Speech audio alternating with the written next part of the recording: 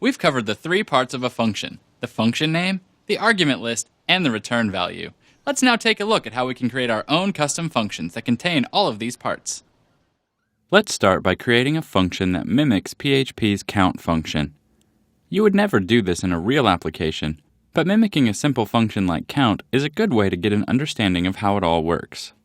To define a new function, you'll use PHP's function command in your code. You then specify the name of the function you want to create. Let's call this one mimic count.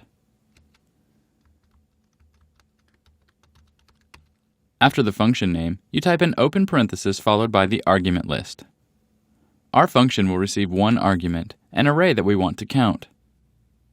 End the argument list with a close parenthesis. After the argument list comes a set of curly brackets.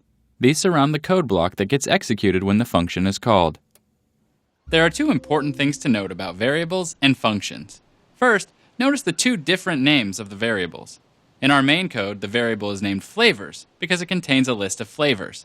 We pass that flavors array to our mimic count function as the first and only argument. In our function, though, I named the variable array. Our function should work with an array of countries, or movies, or t-shirts without any problem. When we call the function from our code, we pass in the value of our flavors array. The function will take that value and load it into a working variable called array that we can use in our function. The second thing to note is that variables created outside of a function are not available inside a function. Think of a function as a black box of machinery. You pass some values into the function does some work on them, and then it spits out a return value. Your main code can't see any of the variables inside the function, and the function can't see any of the variables in your main code. The function can only work with the arguments your code passes in, and your code can only work with the value the function returns. Let's now write the code for this function. Let's write a for each loop that loops through all the elements in the array.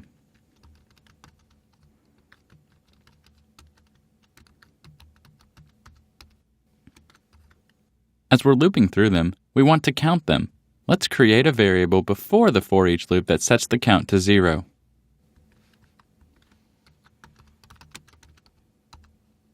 Remember, this variable named count is completely unrelated from the variable in our main code also named count. Our main code cannot see any of the variables inside the function, and the function cannot see any of the variables in our main code. Inside the for each loop, let's increase the value in the count variable by 1.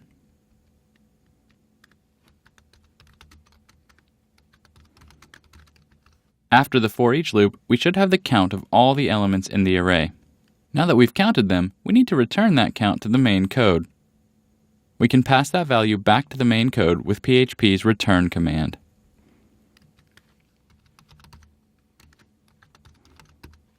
Let's change the function call here in the next line. Instead of calling PHP's count function, we'll write our code to call our custom mimic count function instead. Our main code passes in the flavors array to this mimic count function. The mimic count function receives the value and loads it into a working variable named array. It then loops through all the elements in the array, counting them, and returns the count back to the main code. Our main code then puts that return value into a variable called count and then displays it to the screen. PHP's real count function is actually a bit more complicated than this, handling multi-dimensional arrays and other kinds of arguments as well. But this simple function mimics enough of the functionality to give you an idea of how functions work.